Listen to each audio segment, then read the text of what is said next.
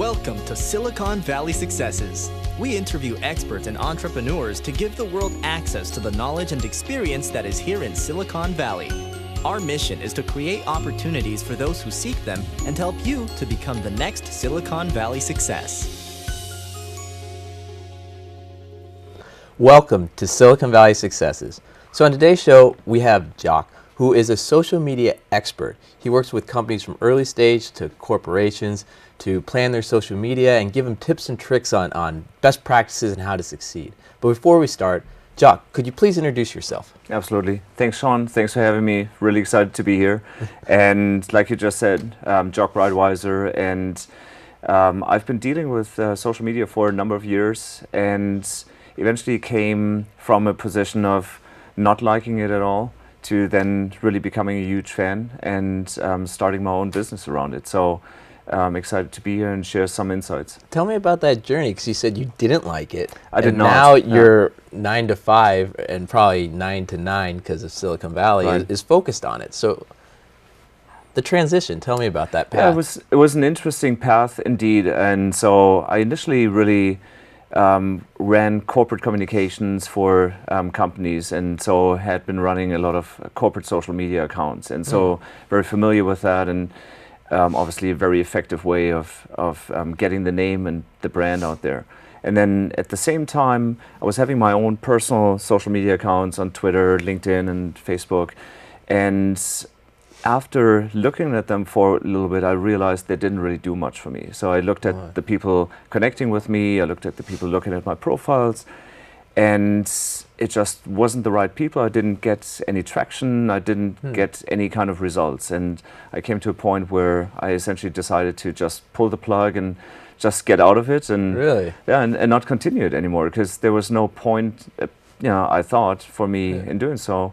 And then, when you're saying you didn't get any results, are you saying no one liked your tweets, or no one reposted, or what wasn't, or just no one responded to your messages? I wasn't so much looking for fame or anything like that. I was, so for example, on LinkedIn, just looking at the people that visited my profile, looking at the kind of connections I made, there just was not really the right kind of audience that I was looking to engage with.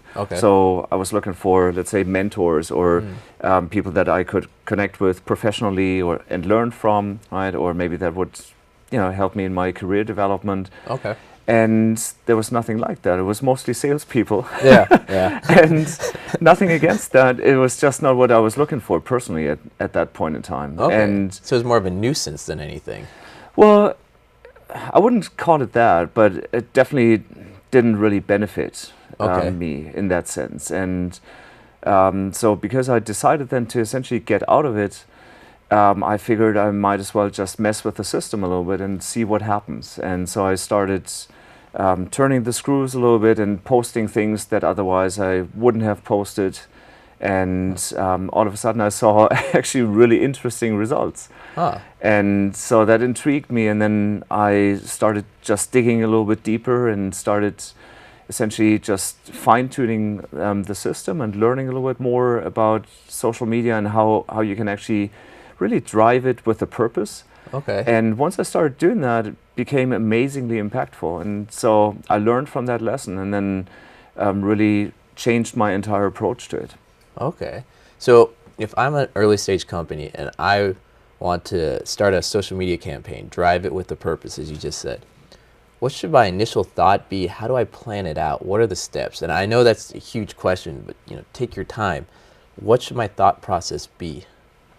Yeah, it can be a really big question, right? But at the same time,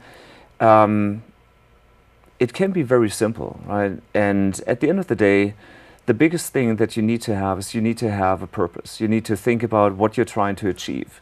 And many individuals, as well as companies that I'm engaging with, they essentially just go on social media because they feel it's a necessity, and they just want to get their name out, and they're trying the best they can. And in many cases, that is not really a good strategy, because it just means you're going to pump out content without really a whole lot of purpose. There's no positioning, right? You don't have a goal that you aim for.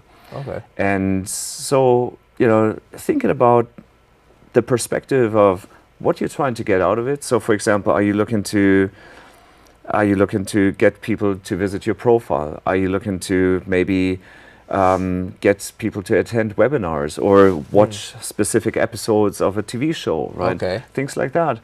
You have to think about that from that perspective, and then essentially reverse engineer. Think about, okay, so what is attracting those people? Who are they? What are they looking to get out of it? And why should they be engaging with me on social media of all things? Okay, so say I have a purpose to get more people to watch a hypothetical TV show. Wow. I'm just coming up with this right now. What would the first steps be to try to get to that end goal? Right. Yeah. So it's a really good question, and the way you go about this is really think about the people that would potentially be benefiting from your product. So from this hypothetical TV show, right? And so you would think about, okay, so what do they do? What are their titles? What do they do during the day potentially? So you essentially build a buyer persona, right? You kind of what bio persona? Can you talk about that a little bit? That was my accent. Sorry, I meant you build a buyer persona. Oh, okay. So you think about who buys your product or who just watches your show, right? Okay. And so you think about, in most specific terms, about the individual that you're trying to reach, right? Okay. And from there, then you essentially just try to tie back into what they're looking to achieve, and you really then tailor your message, for example, on social media to help them understand this particular TV show is exactly what you're looking to get out of it. And by watching it, you can learn amazing things. You get maybe recipes, how you can be successful in Silicon Valley, right? Maybe you learn tricks from professionals that otherwise you wouldn't be able to meet, or that otherwise you wouldn't be able to speak to, things like that, right? And social selling is essentially the same thing, right? So when you look at LinkedIn, for instance, right, many people on LinkedIn, they want to sell something, right? Maybe it's themselves, maybe they have a product, maybe they are in particular industries like real estate, insurance, right, or high-tech sales, whatever it might be. It doesn't really matter. And so many people then talk about their title, their VP of sales or something like that, or they they talk about being a director of something and having made clubs so many times, right? And that's not particularly helpful to me, assuming that I'm the person wanting to buy a particular product, right? Because I don't want to know about how you made club 15 times, right? I want to know how you help the people like me achieve what they are looking to address in their life, right? So how do you solve my problem, essentially? So if I wanted to start a social media campaign, would you recommend starting on LinkedIn and trying to convey that one problem to people, or would you recommend, what would your tips and tricks be for LinkedIn, I guess, and then talk about other social medias after that? Yeah, so the interesting thing is it really depends a lot on that that audience that you're looking to achieve, right? There's no silver bullet, there's no particular platform that is particularly great for anybody, right? And so Facebook doesn't have all the answers. It doesn't, unfortunately. It has many answers, some of which you may or may not like. And so the thing is really think about this persona that you're trying to engage with, right? What platform are they most likely to use, right? Are they most likely to be found on Facebook, or are they maybe more on LinkedIn? Where do they share content? What kind of content do they consume? And so from that perspective, then you think about the one or two platforms that you actually are going to be engaging with and that you're going to be using in order to actually speak to your audience. So there's no particular, like I said, one size fits all approach, right? You really have to think about it every time, depending on, are you trying to do this for your own personal needs? Are you trying to help a business? And in many cases, it really varies quite a bit. On the other hand, there are some common threads, right? So for example, for B2B companies, in many cases, a combination of Twitter and LinkedIn is fabulous. It works great, right? Because professionals are on LinkedIn, and they also in many cases have, for example, a Twitter profile, or the company has a Twitter profile because it's relatively easy to maintain, right? And so companies will use that combination as a sales channel essentially, or to share news about their business. Okay. And when you have consumer products, just generally speaking, maybe Pinterest and Instagram and a combination of these two together with Facebook might be much more appropriate and much more effective. Interesting. So say I was a new client and I came to you and I said, our company, we just raised our first round of funding. We now have some money to actually pay for a social media campaign. Our product is in the baby industry.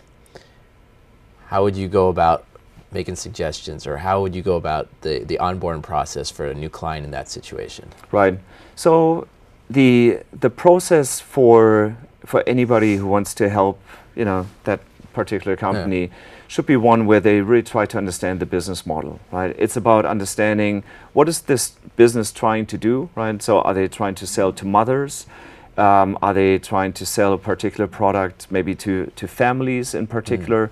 Is it maybe an insurance or maybe an education kind of financial foundation that you want to lay for your baby so that they can go to college later on, right? Okay.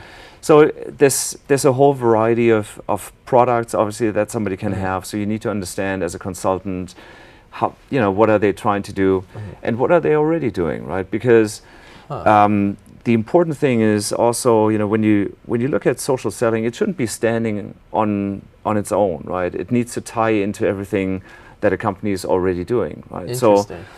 So, for example, if you have a marketing campaign where you have webinars or where you, where you set up events, right? Yeah. You want to make sure that those things tie together and that they amplify each other, right? Social media is a fantastic tool for amplification of things like that. But, if you just talk about yourself again, if you don't show the benefit of attending a webinar or a particular event, then you're kind of losing your audience, right?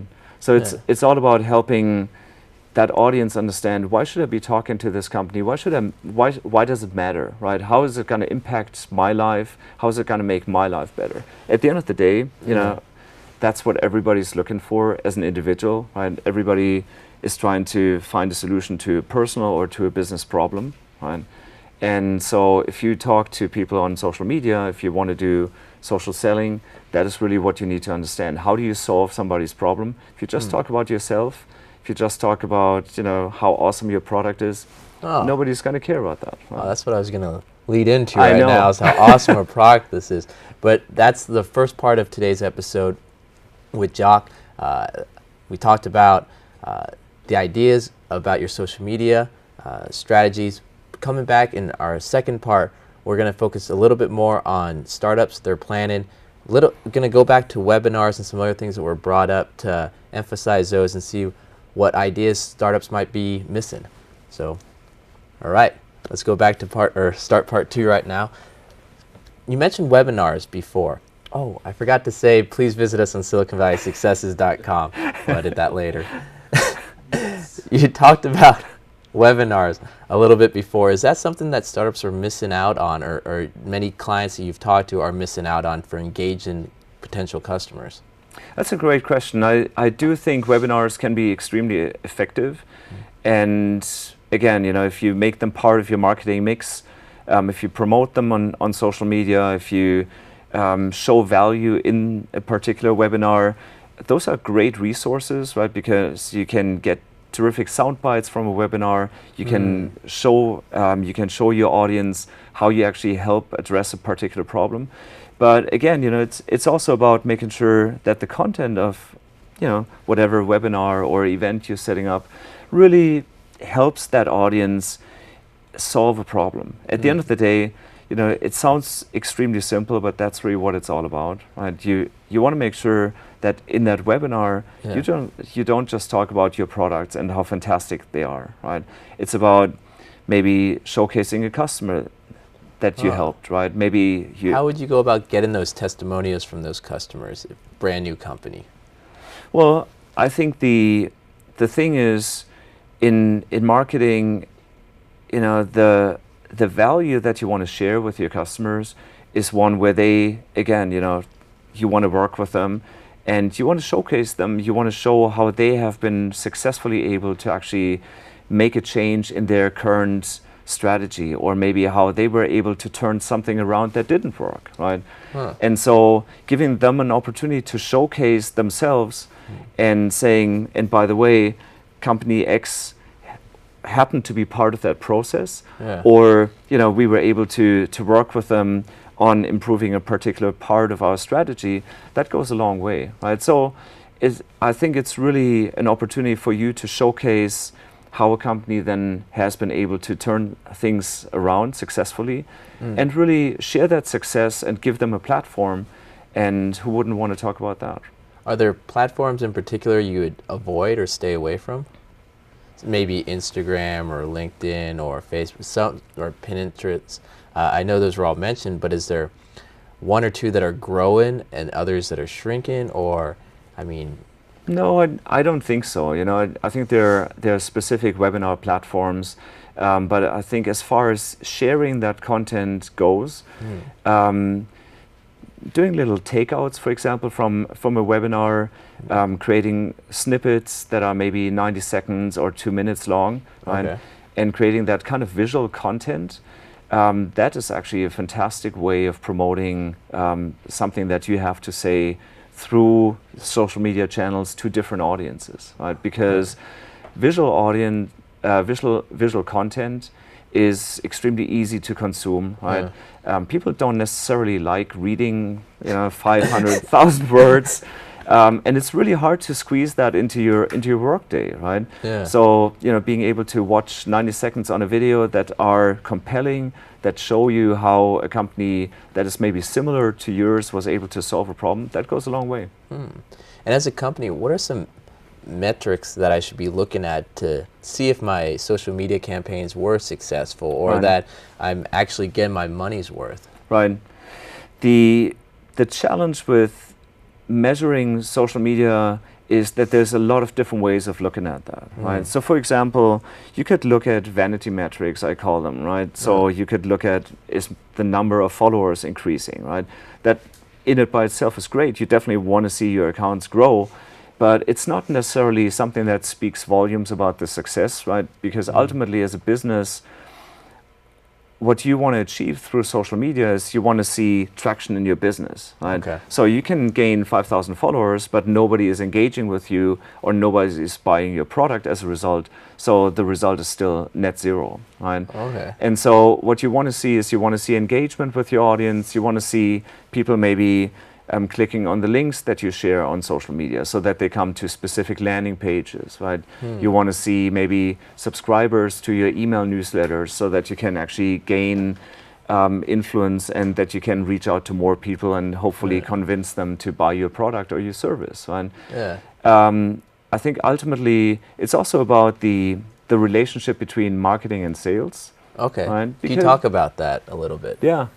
Yeah, the sales marketing relationship is really important, right? In many companies, what you find is both departments essentially, march down their own path, and they kind of run separately.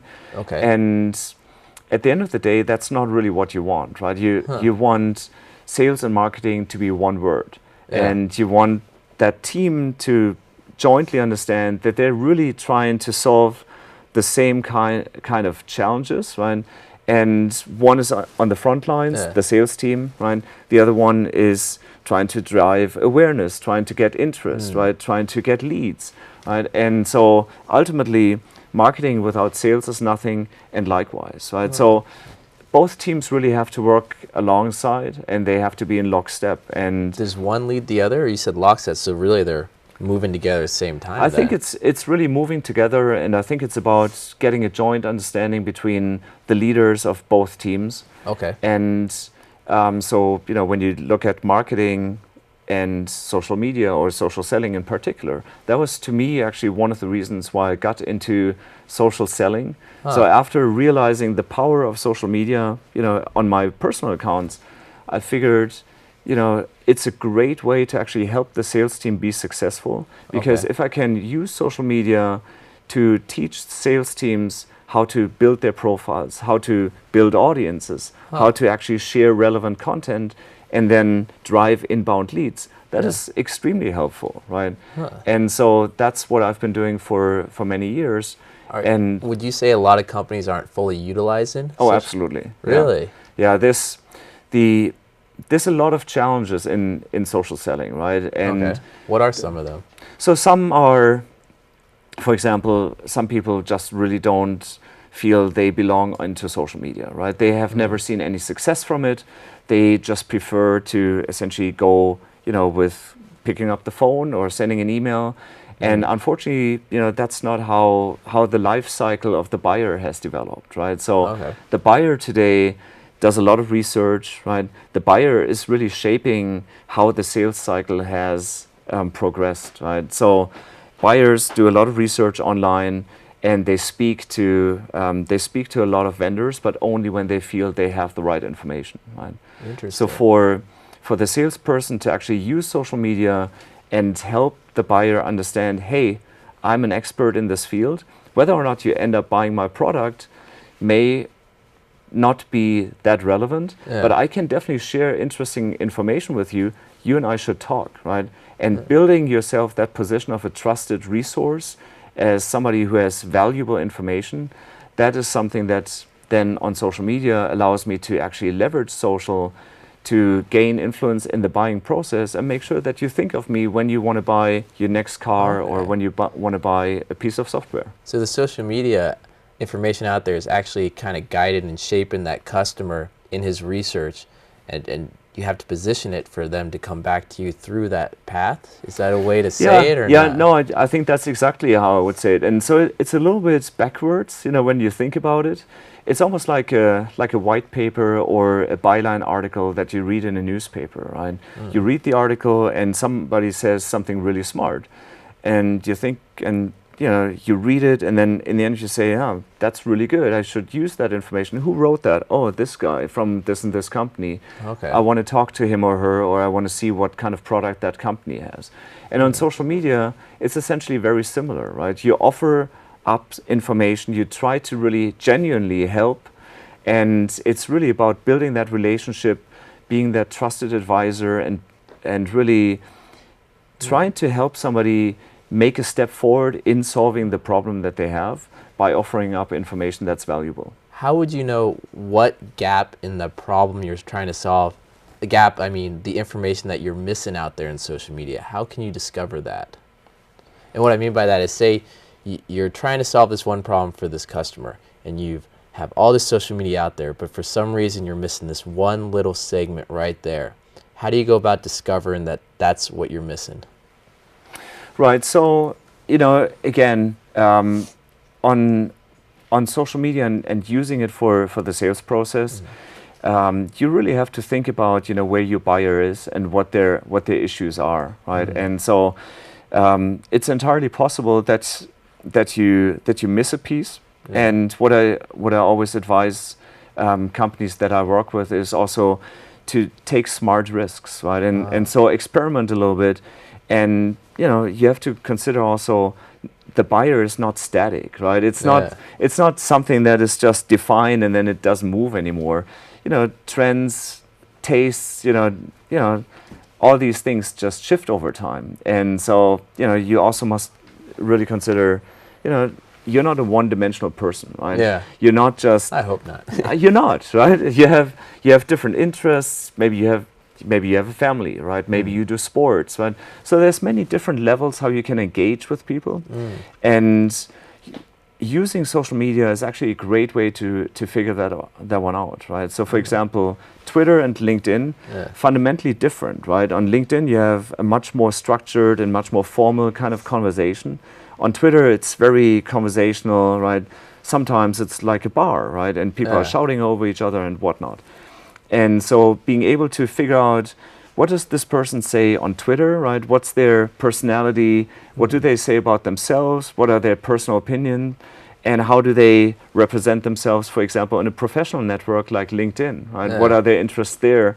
And then being able to strike up a conversation about different elements and different aspects of a personality that actually I've seen work fantastically in the sales process. You know? Okay, so we've talked about solving the problem for the client or the potential buyer. We've talked about how different social medias, there's a different type of voice or feel to it, such as LinkedIn and Twitter.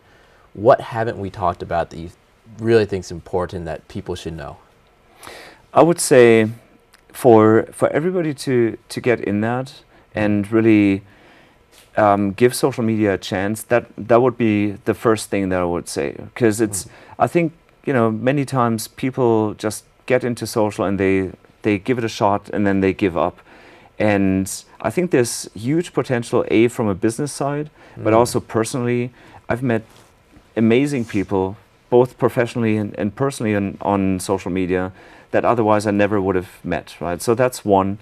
I think consistency is big, right? I see many people fail on social because they try to do too many things at once. Okay. And they try to be on 5 platforms and they try to blog, and then it doesn't work, and after 2 weeks they give up because they're burned out. Okay. And so, you know, limiting yourself and actually doing the right thing and consistently doing it for an extended period of time is something else. Yeah. And then the third one I would say is probably investing in social media, both from a financial but also from a time perspective. And so from a financial perspective, in terms of getting services that maybe cost you $50 a month or $100 a month can be really, really effective because you get much better services. What are some of those services? And then 30 seconds to talk about how people can contact you and your services. So in terms of services, for example, Buffer is a great tool just to manage your social media presence, right? It makes it really, really easy and allows you to stage a lot of content. So that's one, $20 a month. That's really good investment. And there's some others, right? So like really interesting research tools. In terms of reaching me, I have a phone number. It's 408-800-JOCK, J-O-C-K. Oh, yeah. So that is one. And there's a website, socialselinator.com. Can you say that one more time? Socialselinator.com. And yeah, I'm online on Twitter and LinkedIn. Jock, thank you for your time here today on Silicon Valley Successes, and we look forward to everyone next week when we bring you another episode. Thank you. Thank you from all of us at Silicon Valley Successes. We hope you found the information presented today useful in your path to success. For further information on accessing the resources in Silicon Valley, you may visit us on the web at siliconvalleysuccesses.com, on Facebook and YouTube. Thank you. And remember, we want to help you in your journey to become the next success.